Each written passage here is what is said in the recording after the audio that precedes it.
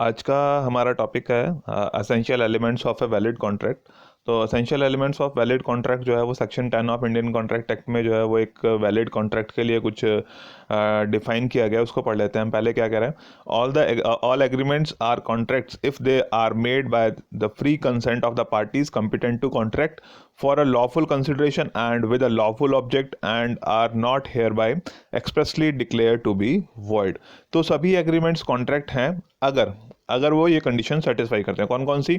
If they are made by the free consent of the parties. Consent जो है वो सहमति जो है उनकी फ्री कंसेंट होनी चाहिए, सहमति पे कोई दबाव ना हो, कोई प्रेशर ना हो, उन्होंने अपनी इच्छा से जो है वो सहमति जाहिर की हो। एंड जो पार्टीज हैं they must be competent to contract, उनके अंदर जो है वो योग्यता होनी चाहिए कॉन्ट्रैक्ट करने की। And for a lawful consideration, जो कंसिडरेशन है, जो प्रतिफल है, वो जो है वो लॉफुल होना चाहिए, वैधानिक होना चाहिए, लीगल होना चाहिए। एंड विद लॉफुल ऑब्जेक्ट, की जो उसका ऑब्जेक्ट है, जो पर्पस है, वो भी जो है वो लीगल होना चाहिए।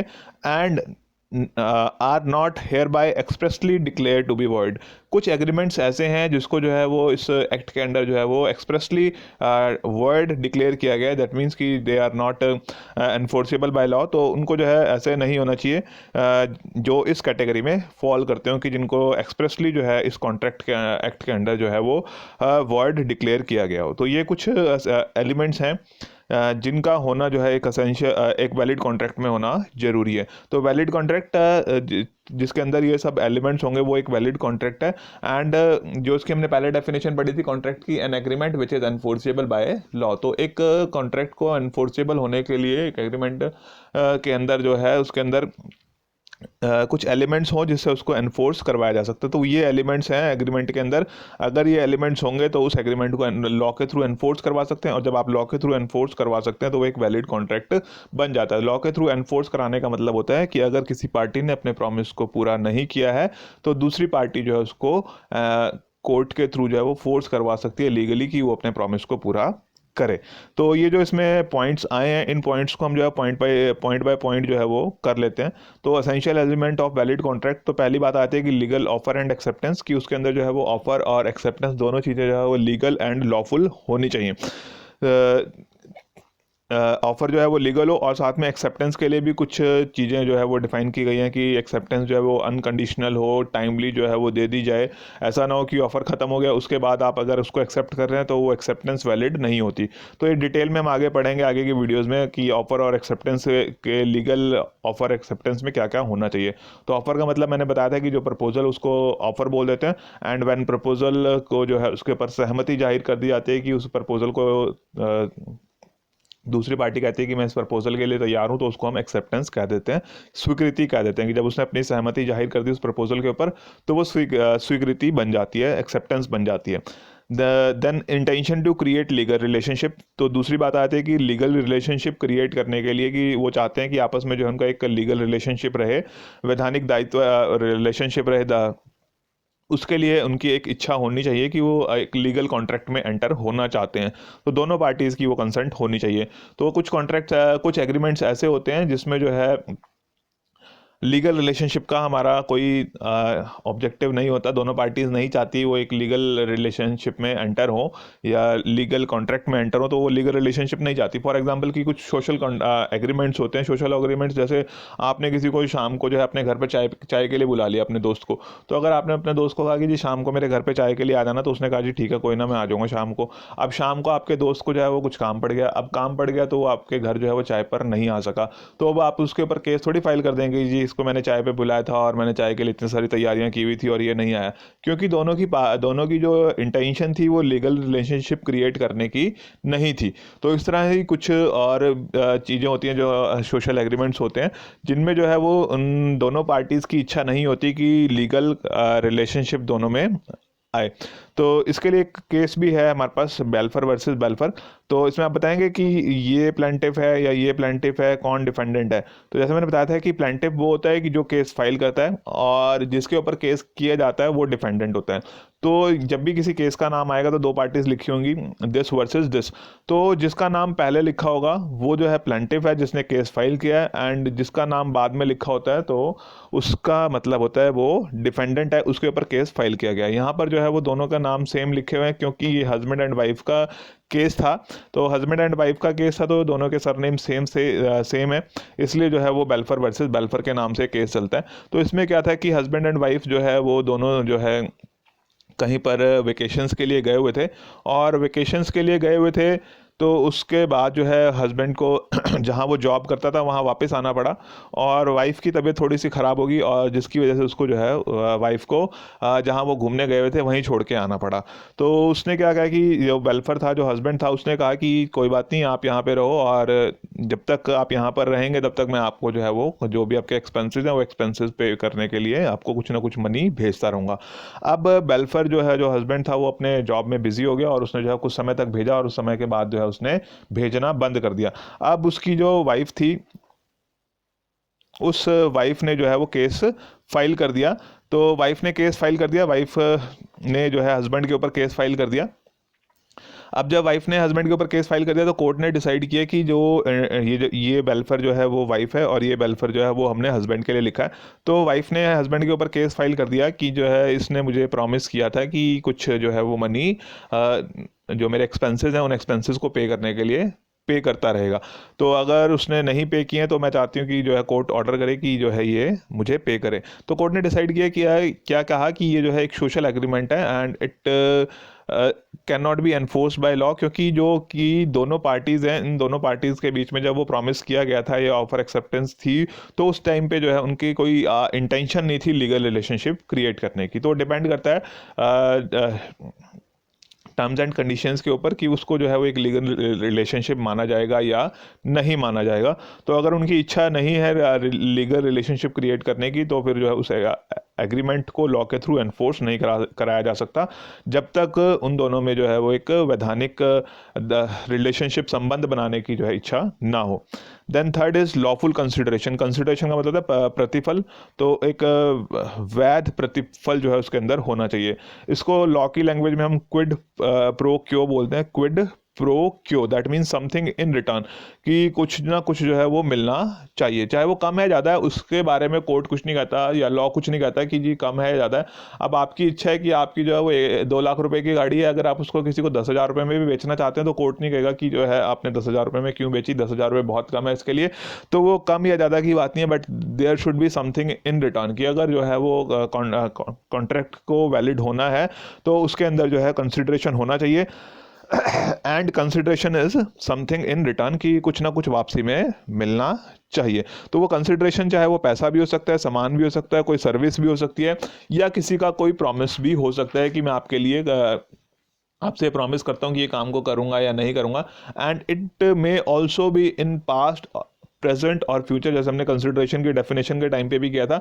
तो कंसिडरेशन जो है वो पास्ट में भी हो सकता है, प्रेजेंट में भी हो सकता है और फ्यूचर में भी हो सकता है, बट कंसिडरेशन होना जरूरी है। जैसे मैंने बताया था कि मान लो अब ए ने बी को कहा कि मैं आपको स्कूटर बेचना चाहता हूँ, और बी ने कहा कि जी मैं आपका स्कूटर इतने रुपए में खरीदने के लिए तैयार हूँ। तो एक के लिए जो है वो स्कूटर कंसिडरेशन हो गया, दूसरे को उसके बदले में पैसे मिल रहे हैं, तो उसके लिए जो है वो पैसे कंसिडरेशन हो गया। But it should be lawful. Consideration का मतलब तो हो गया ना आपका कि समथिंग इन रिटर्न, की समथिंग इन रिटर्न जो आपको मिल रहा है, but it should be lawful, कि लॉफुल होना चाहिए, वैध होना चाहिए। तो लॉफुल के लिए अब मान लो फॉर एग्जांपल कि एक पर्सन ने ए ने बी को कहा कि जी मुझे गवर्नमेंट जॉब दिलवा दे, और इस गवर्नमेंट जॉब दिलवाने के लिए जो है मैं तेरे को 5 लाख रुपए देने के लिए तैयार हूँ। तो जो उसका कंसिडरेशन है कि जिसको जॉब मिल रही है उसके लिए वो कंसिडरेशन हो गया जॉब, और जो दूसरा पर्सन है उसके लिए कंसिडरेशन होगी वो मनी, जो 5 लाख रुपए वो देने के लिए तैयार है। बट जो जॉब गवर्नमेंट जॉब दिलवाने का जो प्रॉमिस उसने कर दिया है, वो प्रॉमिस जो है वो लीगल प्रॉमिस नहीं है, क्योंकि आप जो है वो इस तरह से ब्राइब के थ्रू जो है वो गवर्नमेंट जॉब एक्वायर नहीं कर सकते। इसलिए जो है वो कंसिडरेशन लॉफुल नहीं है, लीगल नहीं है। तो ये कॉन्ट्रैक्ट है वो वैलिड कॉन्ट्रैक्ट की कैटेगरी में नहीं आएगा, क्योंकि जो उसका एग्रीमेंट का जो कंसिडरेशन है उसके अंदर, एग्रीमेंट के अंदर, वो इलीगल हो गया है और अनलॉफुल हो गया। तो इसलिए कहा गया है कि जो कंसिडरेशन है, कंसिडरेशन का मतलब समथिंग इन रिटर्न, कि कुछ ना कुछ मिलना चाहिए, बट जो मिल रहा है या दिया जा रहा है that should be lawful, illegal ना हो। Then fourth is competency of parties. Competency of parties, competency of parties का मतलब कि जो पार्टीज हैं उनकी योग्यता का मतलब है कि कम्पिटेंट हो कॉन्ट्रैक्ट करने के लिए। तो कम्पिटेंट होने के लिए उसकी जो बारे में बताया गया है वो अंडर सेक्शन 11 जो है उसको डिफाइन किया गया है कि कम्पिटेंसी ऑफ पार्टीज। तो उसमें क्या कहा गया है कि उसके अंदर जो है वो 3 कंडीशंस, ये चीज़ें पूरी होनी चाहिए। Must be a major, must be a major का मतलब कि उसने जो है 18 ईयर्स की एज एक्वायर कर ली हो, कम से कम जो है वो 18 साल का होना चाहिए। तो अगर जो है वो 18 साल से ऊपर वाला का हो गया या 18 साल से ज़्यादा हो गया उसको आप मेजर बोलेंगे, और 18 साल से कम रह गया तो उसको आप माइनर बोलेंगे। वयस्क और अवयस्क, वयस्क का मतलब है कि जो 18 साल या उससे ज़्यादा का है, अवयस्क का मतलब है जो 18 साल या 18 साल से कम का है। तो ही मस्ट बी अ मेजर, और 18 साल की उम्र का कम से कम होना चाहिए, उससे ज़्यादा तो वो हो सकता है।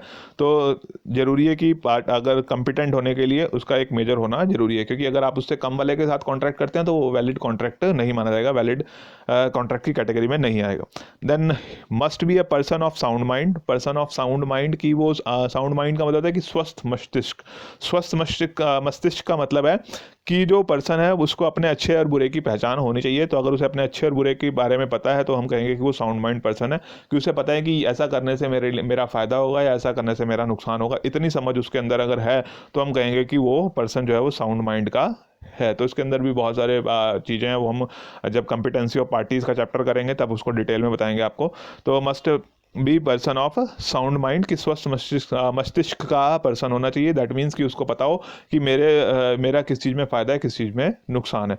And must not be disqualified from contracting, की कुछ ऐसे लोग हैं, कुछ ऐसी पार्टीज़ हैं जिनको जो है वो लॉ ने जो है डिस्क्वालीफाई किया है कि आप उनके साथ कॉन्ट्रैक्ट नहीं कर सकते, तो वो उस कैटेगरी में भी नहीं आना चाहिए। जैसे आपके जो है वो एलियन एनिमीज़, की अगर दुश्मन देश के किसी पर्सन के साथ आपने एग्रीमेंट किया है तो वो एग्रीमेंट जो है वो वैलिड एग्रीमेंट नहीं है, उसको आप लॉ के थ्रू एनफोर्स नहीं करवा सकते।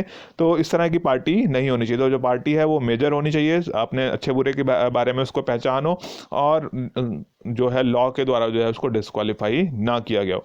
तो अगर ये कंडीशंस पूरी होंगी तब फिर वो आपका वैलिड कॉन्ट्रैक्ट की कैटेगरी में आ जाएगा। बट अगर आपने किसी माइनर के साथ कर लिया या किसी जो है वो अनसाउंड माइंड के पर्सन के साथ कर लिया, यानी कि जैसे फॉर एग्जांपल किसी पागल के साथ कर लिया आपने, जिसको अपने अच्छे बुरे का पता ही नहीं कि मेरे लिए क्या अच्छा है, क्या बुरा है, क्या सही है, क्या गलत है, तो वो कॉन्ट्रैक्ट जो है वो एग्रीमेंट जो है वो इनवैलिड हो जाएगा, उसको आप लॉ के थ्रू एनफोर्स नहीं करवा पाएंगे। तो ये चीज़ें जो है उसके अंदर होनी चाहिए। नेक्स्ट हमारे पास आता है फ्री कंसेंट। फ्री कंसेंट का मतलब है कि पहली बात तो हमें कंसेंट का मतलब बताओ। कंसेंट का मतलब होता है सहमति। तो consent means consent ad idem, जो लॉ की लैंग्वेज है इसका मतलब है कंसेंट एड आइटम, इस तरह से लिखते हैं। और इसका मतलब क्या है, means when they agree upon the same thing in the same sense, कि सेम चीज़ पर और सेम सेंस में जो है उन्होंने एग्री किया है, तब उसको हम कहेंगे कि सहमति जाहिर की है। मतलब अगर उसको उन्होंने गलत अलग अलग सेंस में समझा है, चीज़ वही है बट अलग अलग सेंस में समझा है, तब भी जो है वो सहमति नहीं कही जाएगी। तो they must be agree on the same thing and in the same sense, की सेम चीज पर सेम सेंस में अगर उन्होंने समझा है तब कहेंगे कि उनकी कंसेंट है। एंड इसके बारे में जो बताया गया है वो अंडर सेक्शन 14 बताया गया है कि उसके अंदर जो है वो क्या क्या चीज़ें होनी चाहिए। And consent must be free, उस पर जो है वो कोई दबाव, कोई प्रेशर नहीं होना चाहिए। और कंसेंट का मतलब बता दिया कि they agree upon the same thing in the same sense, की मतलब उसी बात को उसी तरीके से उन्होंने समझा है, तब अपनी सहमति जाहिर की है, उसको हम कहेंगे कि उनकी कंसेंट है, उनकी कंसेंसस बन गई है। एंड उसको फ्री कब कहेंगे, when it is not caused by, कि अगर उसमें जो है ये चीज़ें नहीं है। पहली बात कोर्जन, कोर्जन का मतलब होता है कि फिजिकल थ्रेट, की आपने किसी को धमका दिया, किसी को डरा दिया, किसी के ऊपर बंदूक तान दी कि मैं तेरे को मार दूंगा या तेरी प्रॉपर्टी को नुकसान पहुंचा दूंगा। अगर इस तरह से किसी की सहमति ली गई है तो वो जो है वो फ्री कंसेंट की कैटेगरी में नहीं आएगी, कि आप जो है मेरे को अपना ये 5 लाख का घर जो है वो 10,000 रुपये में दे दो, नहीं तो मैं आपको गोली मार दूंगा। तो अगर इस तरह से जो है उसको डरा के धमका के जो है उससे उसकी सहमति ली गई है तो वो कोर्जन की कैटेगरी में आती है, और उसको फ्री कंसेंट में नहीं लेंगे, और वो जो एग्रीमेंट है वो वैलिड कॉन्ट्रैक्ट की कैटेगरी में नहीं आएगा। देन अनड्यू इन्फ्लुएंस, कि कई बार क्या होता है कि इसमें जो है वो मेंटल थ्रेट टाइप की आती है। मेंटल थ्रेट का मतलब या अनड्यू इन्फ्लुएंस का मतलब होता है कि आप ऐसी पोजीशन में हैं जब किसी को इन्फ्लुएंस कर सकते हैं। आप ऐसी पोजीशन पर हैं जब दूसरी पार्टी के डिसीजन को इन्फ्लुएंस कर सकते हैं। फॉर एग्जांपल कि चोर और पुलिस है, अब पुलिस वाला कहता है कि उसको पता है कि अगर इसके ऊपर केस फाइल किया गया, इसको सज़ा हो जाएगी। और पुलिस वाला कहता है कि जी मुझे जो है अपना ये सामान इतने रुपए में दे दो, या कम में दे दो, या फ्री में दे दो, तब जो है मैं आपको छोड़ दूंगा। तो वो उस में कंसिडरेशन तो आ गया कि जी मेरे पास जो है ये आपका जो है वो 50,000 की बाइक है, मुझे 5,000 रुपये में दे दे तो मैं तेरे को छोड़ दूंगा। तो इस तरह से जो है वो पता चल गया है कि जो पुलिस वाला है उसके कंट्रोल में है वो चोर, और वो हो सकता है कि वो दबाव में आके, प्रेशर में आके जो है अपनी वो 50,000 की बाइक 5,000 रुपये में देने के लिए तैयार हो गया है। या फिर ऐसे भी होता है कि कुछ धार्मिक गुरु हैं, वो धार्मिक गुरु जो है उसकी बात मानते हैं, चेले जो चेले हैं वो उसके, या शिष्य, धार्मिक शिष्य, वो अपने धार्मिक गुरु की बात मानते हैं। तो अगर धार्मिक गुरु उनको कुछ कहते हैं कि जी ये कर दो मेरे लिए और इतने रुपए में ये सामान दे दो, तो वो हो सकता है कि बाद में अगर उसको लगता है कि मेरे लिए ठीक नहीं है, तो अनड्यू इन्फ्लुएंस की बात आती है कि वो उस स्थिति में है जब दूसरे के डिसीजन को इन्फ्लुएंस कर सकता है, तो उसको हम अनड्यू इन्फ्लुएंस बोलते हैं। फ्रॉड की, किसी को धोखा देने की इंटेंशन से जो है आपने जो है कह दिया कि जी ये घोड़ा ले लो, और ये घोड़ा तो जो है बहुत अच्छा रेस का घोड़ा है, और बाद में पता चला कि वो घोड़ा जो है घोड़ा गाड़ी का था। आपने जो है जानबूझकर धोखा देने के लिए जो है कि जो रेस का घोड़ा है महंगा बिकता है, तो आपने कहा कि जी ये रेस का घोड़ा है, और उसको जो है वो घोड़ा गाड़ी वाला सस्ता घोड़ा महंगे में बेच दिया। धोखाधड़ी होगी वो। मिसरिप्रेजेंटेशन, मिसरिप्रेजेंटेशन का मतलब होता है कि जब हमने जो है हमें सही, जिसने बात बताई है, जो भी पार्टी है, उस पार्टी को उसके बारे में खुद भी नॉलेज नहीं है कि वो जो अपनी तरफ से उसने सही बताया, बट उसने कभी उस फैक्ट को चेक नहीं किया। फॉर एग्जांपल कि आपने जो है वो अपनी बाइक बेचनी थी, आपने बाइक बेचनी थी, आपने कहा कि जी मेरी बाइक तो है 50 की एवरेज देती है, तो आपको लगता था कि आपकी बाइक जो है 50 की एवरेज दे रही है, आपने बोल दिया। बट जब एक्चुअल में चेक किया गया, या क्योंकि आपको तो पता नहीं था कि आपने कह दिया कि होगी 50 की होगी, तो आपको ठीक लगता था, आपने बता दिया। बट दूसरी पार्टी ने जब उसको लिया, उसको यूज़ किया, तब उसको पता चला कि इसकी बाइक की एवरेज 30 ही की आ रही है। तो उस केस में क्या है कि मिसरिप्रेजेंटेशन है, गलत इंफॉर्मेशन दी गई है, बट उसमें क्या है कि अनइंटेंशनली, कि जिसने बताया था 50 किलोमीटर की एवरेज आ रही है पर लीटर की, तो उसको खुद से नहीं पता था कि ये 50 की दे रही है, 30 की एवरेज दे रही है, तो वो मिसरिप्रेजेंटेशन हो गया। फ्रॉड में क्या होता है, इंटेंशनली जानबूझ के किया जाता है, और इसमें अनइंटेंशनली होता है मिसरिप्रेजेंटेशन में, कि जानबूझ के नहीं किया जाता। मिस्टेक का मतलब गलती हो जाती है। हो सकता है कि अब मान लो एक जैसे कहता है कि मेरे पास, तो अगर मेरे ए है, ए के पास 2 गाड़ियां हैं, अब 2 गाड़ियां, उसने जो है वो बी को कह दिया कि जी मैं अपनी गाड़ी बेचना चाहता हूँ। अब बी को क्या पता कि उसके पास 2 गाड़ियां हैं, और 2 गाड़ियों में से वो कौन सी गाड़ी बेचना चाहता है। ए ने कहा मैं गाड़ी बेचना चाहता हूँ, बी ने कहा ठीक है जी मैं इतने में आपकी गाड़ी खरीदने के लिए तैयार हूँ। अब उसने बेचनी थी अपनी, मान लो उसके पास, ए के पास एक लाल गाड़ी थी, एक नीली गाड़ी थी, उसने अपनी लाल गाड़ी बेचनी थी, बट बी को लगा शायद इसने नीली गाड़ी बेचनी है। दैट इज मिस्टेक, कि वो गलत है, उनकी कंसेंसस नहीं है, वो सेम थिंग के ऊपर एग्री नहीं हो रहे हैं। उसको नीली लेनी थी, उसको लाल बेचनी थी, तो जो है वो सेम थिंग पर एग्री नहीं हो रहे हैं, तो उसको भी जो है वो फ्री कंसेंट की कैटेगरी में नहीं लिया जाएगा। तो कंसेंट जो है वो फ्री कंसेंट नहीं मानी जाएगी। Then 6th is lawful object. Object means की the basic purpose, object means the basic purpose. इसके बारे में जो है वो अंडर सेक्शन 23 डिफाइन किया गया है कि जो उसका ऑब्जेक्ट है वो जो है ऑब्जेक्टिव, जिस पर्पज के लिए वो कॉन्ट्रैक्ट किया जा रहा है, the purpose for which they are entering into the contract, that must be lawful. Consideration तो होना ही चाहिए, बट हो सकता है कि कंसिडरेशन लीगल हो, बट जिस चीज़ के लिए, जिस काम के लिए कॉन्ट्रैक्ट किया जा रहा है, उसका जो ऑब्जेक्टिव है, उसका जो उद्देश्य है वो इलीगल हो। फॉर एग्जांपल कि एक जो है वो किराएदार है, किराएदार ने जो है वो मकान मालिक से जो है वो किराए पे मकान ले लिया। अब किराए पे मकान लेना और किराए पे मकान देना जो है वो दोनों चीज़ें लीगल हैं, लॉफुल हैं, और उसमें जो है जो किराएदार है वो रेंट देगा, और उसके बदले में उसको जो है वहाँ पर वो उस मकान में रहने के लिए मिल जाएगा। बट अगर वही रेंट, वही रूम, वही घर उसने जो है वो किराएदार ने स्मगलिंग के लिए या किसी और इलीगल पर्पस के लिए यूज़ करना है, तो जिसका ऑब्जेक्टिव है वो इलीगल हो जाएगा, वो लॉफुल नहीं रहेगा, तो वो वैलिड कॉन्ट्रैक्ट नहीं बन पाएगा। ठीक है, ऑब्जेक्ट मतलब कि बेसिक पर्पस, कि किस उद्देश्य के लिए वो कॉन्ट्रैक्ट किया जा रहा है। तो जैसे मैंने बता दिया कि एक किराएदार है और उसने जो है वो घर किराए पे लेना है, तो घर किराए पे लेना है तो कोई उसमें इलीगलिटी नहीं है, लीगल है कि आप घर किराए पे ले सकते हैं, और किराए पे घर लेंगे तो उसके बदले में आपको रेंट पे करना पड़ेगा। बट अगर वही जो है किराएदार उस घर को इसलिए ले रहा है कि उसने जो है वो कोई ऐसा इलीगल काम करना है, कि कोई स्मगलिंग का काम करना है, तो उसका उस पर्पज़ के लिए उसने लिया है उस घर को, तो उसको क्या कहेंगे कि उसका ऑब्जेक्टिव जो है वो इलीगल है। बेसिक कंसिडरेशन लीगल था, बट उसका ऑब्जेक्टिव, जिसका पर्पज़ के लिए उसने उस घर का इस्तेमाल इस्तेमाल करना है वो इलीगल है, तो जो एग्रीमेंट है वो वैलिड कॉन्ट्रैक्ट की कैटेगरी में फॉल नहीं करेगा। तो इलीगल के लिए बहुत सारी चीज़ें होती हैं कि कब हम उसको इलीगल मानेंगे, कि जो है लॉ में उस चीज़ के लिए मना किया गया है तब भी वो इलीगल है, किसी को धोखाधड़ी के लिए किया गया है तब भी वो इलीगल है, किसी को इंजर करने के लिए वो कॉन्ट्रैक्ट किया गया है, वो एग्रीमेंट किया गया है, किसी को पर्सन को उसकी प्रॉपर्टी को, तब भी जो है वो अनलॉफुल ऑब्जेक्ट या अनलॉफुल कंसिडरेशन की कैटेगरी में आएगा। तो अनलॉफुल कई बार जो है वो मैच कर जाती हैं, बीच में ओवरलैपिंग भी हो जाती है, कंसिडरेशन और ऑब्जेक्ट दोनों चीज़ें जो है वो एक साथ भी हो सकती हैं। बट जैसे अभी जो मैंने आपको टेनेंट और मकान मालिक वाला, जो किराएदार और मकान मालिक वाला एग्जांपल दिया, उसमें जो है वो ओवरलैपिंग नहीं है, अलग अलग था कि कंसिडरेशन वैलिड था बट उसका ऑब्जेक्ट इलीगल था। बट कुछ केसेस ऐसे भी हो सकते हैं कि जिसमें जो है वो उसका कंसिडरेशन भी और ऑब्जेक्ट दोनों चीज़ें जो है वो इलीगल हैं, अनलॉफुल हैं, तब जो है वो एग्रीमेंट वैलिड एग्रीमेंट की कैटेगरी में नहीं आएगा। Then certainty of the meaning, certainty of the meaning की जो है उसमें जो भी बात कही गई है दैट मस्ट बी सर्टेन, उसके बारे में निश्चित होना चाहिए। जो बात उसके अंदर कही गई है, जो प्रपोजल उसमें दिया गया है या जो ऑफर दिया गया है, जो एक्सेप्टेंस दी गई है, वो ऑफर एक्सेप्टेंस जो है वो क्लियर होना चाहिए, उसके मीनिंग में कोई प्रॉब्लम नहीं होनी चाहिए, वेग टर्म्स नहीं होनी चाहिए, क्लियर टर्म्स में बताया जाना चाहिए। तो क्लियर टर्म्स में बताया जाना, अगर बताया गया है तभी जो है वो एग्रीमेंट आपका वैलिड कॉन्ट्रैक्ट की कैटेगरी में आएगा। बट अगर उसके मीनिंग में कहीं डाउट है, कहीं प्रॉब्लम है, अब मान लो जो है अब मैं या ए पार्टी जो है वो डील करती है डिफरेंट काइंड ऑफ ऑयल्स में, तो डिफरेंट काइंड ऑफ ऑयल्स में डील करती है, तो उसने जो है वो बी पार्टी को कहा कि मैं आपको जो है वो ऑयल बेचना चाहता हूँ, 100 टन ऑफ ऑयल बेचना चाहता हूँ। तो 100 टन ऑफ ऑयल बेचना चाह रहा है, तो बट उसने ये नहीं बताया कि कौन सा, क्योंकि उसके पास जो है वो मल्टीपल वेराइटीज़ हैं, तो बी के लिए बी को पता ही नहीं कि वो कौन से ऑयल की बात कर रहा है। हो सकता है कि उसने जो है वो रेट सस्ते का बता दिया, रेट महंगे वाले का बता दिया और बेचना वो सस्ते वाला चाह रहा हो, तो वो जो है वो क्लियर नहीं है। तो it should be clear.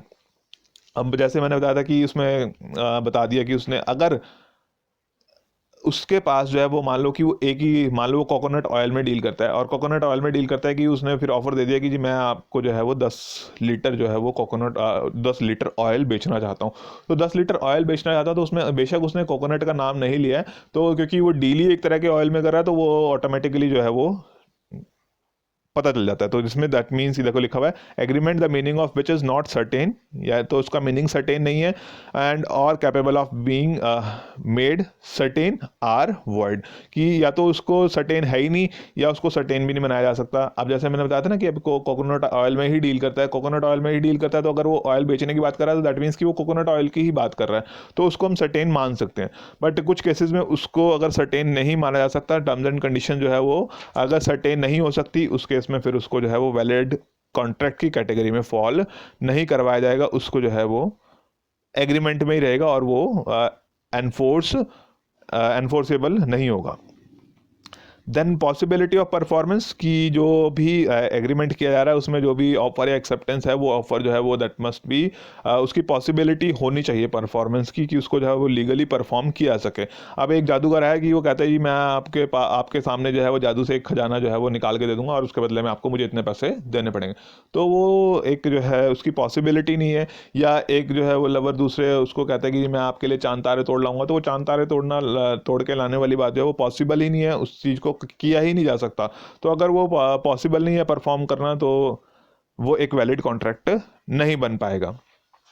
Then legal formalities, कुछ ऐसे एग्रीमेंट्स हैं जिसके लिए जो है लीगल फॉर्मेलिटीज़ होती हैं, जैसे प्रॉपर्टीज़ अगर ट्रांसफ़र करनी है that must be in writing, कि उसको जो है वो राइटिंग में होना चाहिए, प्रॉपरली रजिस्टर्ड होना चाहिए। कुछ के लिए है कि उसमें स्टैंप ड्यूटी लगी होनी चाहिए, और कुछ एग्रीमेंट्स के लिए ज़रूरी है कि that must be in writing. या कुछ ऐसे एग्रीमेंट्स हैं जिनको जो है वो प्रिस्क्राइब्ड फॉर्म में होना चाहिए। तो अगर कुछ ऐसे एग्रीमेंट्स हैं जिनके लिए लीगल फॉर्मेलिटीज़ हैं, तो वो लीगल फॉर्मेलिटीज़ पूरी होना जरूरी है, along with all other elements of a valid contract. उसके साथ साथ जो है वो लीगल फॉर्मेलिटीज़ का भी पूरा होना जरूरी है। And last one is not declare to be void, कि कुछ ऐसे एग्रीमेंट्स हैं जिनको जो है वो लॉ के अंडर, इस एक्ट के अंडर जो है वो वर्ड डिक्लेयर किया गया है, तो वो उस कैटेगरी में भी नहीं आने चाहिए। लाइक अनलॉफुल एग्रीमेंट्स, कि जिनका ऑब्जेक्टिव या कंसिडरेशन अनलॉफुल है, इलीगल है, तो वो उस तरह उस कैटेगरी में ना आए। एग्रीमेंट्स विदाउट कंसिडरेशन, जो बिना कंसिडरेशन के एग्रीमेंट्स किए जाते हैं उनको भी वॉइड डिक्लेयर किया गया है। बिना कंसिडरेशन के नहीं होना चाहिए, कंसिडरेशन इज मस्ट, कंसिडरेशन होना जरूरी है एक वैलिड कॉन्ट्रैक्ट के लिए। And agreement in restraint of marriage, कि आप किसी कोई भी पर्सन को किसी स्पेसिफिक पर्सन से मैरिज करने से मना नहीं कर सकते। तो अगर इस तरह से उसको रोका जा रहा है मैरिज करने से किसी स्पेसिफिक पर्सन से, तब भी वो जो है एग्रीमेंट वैलिड कॉन्ट्रैक्ट की कैटेगरी में नहीं आएगा। एंड एग्रीमेंट्स उसको हम वॉइड एग्रीमेंट की कैटेगरी में लेंगे। Agreements in restraint of trade, की हर किसी की अपनी इच्छा है कौन सा बिजनेस करना चाहता है, कैसे करना चाहता है, तो आप किसी को रोक नहीं सकते। अगर इस तरह का कोई एग्रीमेंट किया गया कि आप यहाँ पे बिजनेस नहीं करेंगे, इन चीज़ों में डील नहीं करेंगे, इसके बदले में मैं आपको इतने पैसे दूंगा, तो वो एग्रीमेंट्स जो है वो वॉइड एग्रीमेंट्स की कैटेगरी में आते हैं। वेजरिंग एग्रीमेंट्स, सट्टेबाजी वाले एग्रीमेंट्स, वो भी जो है वॉइड एग्रीमेंट की कैटेगरी में आते हैं। कि जैसे सट्टा लगाने वाली बात होगी ना, कि आज इंडिया जीतेगा या पाकिस्तान जीतेगा या कौन सी टीम जीतेगी, और जीतने वाली टीम के लिए इतने पैसे और हारने वाली टीम के लिए इतने पैसे, तो उस तरह के वेजरिंग एग्रीमेंट्स भी जो है वो वॉइड एग्रीमेंट की कैटेगरी में आते हैं। तो ये कुछ आपको मैंने बता दिए under section 10 Indian contract act, ये डेफिनेशन दी हुई है, और उस डेफिनेशन के बेसिस पर हमने जो है वो कुछ पॉइंट्स निकाल लिए कि एक वैलिड कॉन्ट्रैक्ट के अंदर ये पॉइंट्स होने चाहिए। एक इंपॉर्टेंट टॉपिक है essential elements of a valid contract, जिसमें legal offer, acceptance, legal relationship की इच्छा होनी चाहिए पार्टीज़ के बीच में, कंसिडरेशन लॉफुल होना चाहिए, पार्टीज़ कंपिटेंट हो कॉन्ट्रैक्ट करने के लिए, कंसेंट फ्री होनी चाहिए, पहली बात तो कंसेंट हो, they agree upon the same thing in the same sense, and वो जो है जो कंसेंट है वो फ्री कंसेंट होनी चाहिए। उसका ऑब्जेक्ट का मतलब उद्देश्य से है यहाँ पे, कि बेसिक पर्पस क्या है, उद्देश्य क्या है, और उद्देश्य जो कंसिडरेशन है वो तो लीगल होना चाहिए, उसके साथ साथ उसका उद्देश्य भी जो है वो एग्रीमेंट का वो भी लॉफुल होना चाहिए। देन मीनिंग सर्टेनिटी, निश्चित हो कि किस चीज़ के बारे में बात की जा रही है, कितनी क्वांटिटी। अब मैं कहता हूँ कि जी मैं आपको जो है वो ऑयल बेचना चाहता हूँ, अब ऑयल बेचना चाहता हूँ या तो कितना बेचना चाहता हूँ उसके बारे में कुछ नहीं कहा गया, कि उसकी कोई क्वांटिटी बताई जाए कि इतना कम मतलब कितने लीटर्स आपने बेचना है, कितने टन्स, कितने बैरल्स, तो उसके बारे में कुछ नहीं बताया गया, तो वो अनसर्टेन हो गया। तो अगर इस तरह से अनसर्टेन है, मीनिंग नहीं है क्लियर ऑफर के बारे में, तब भी वह वैलिड कॉन्ट्रैक्ट नहीं बन पाएगा, क्योंकि सामने वाली पार्टी को पता ही नहीं है कि कितनी और किस चीज़ के बारे में बात हो रही है।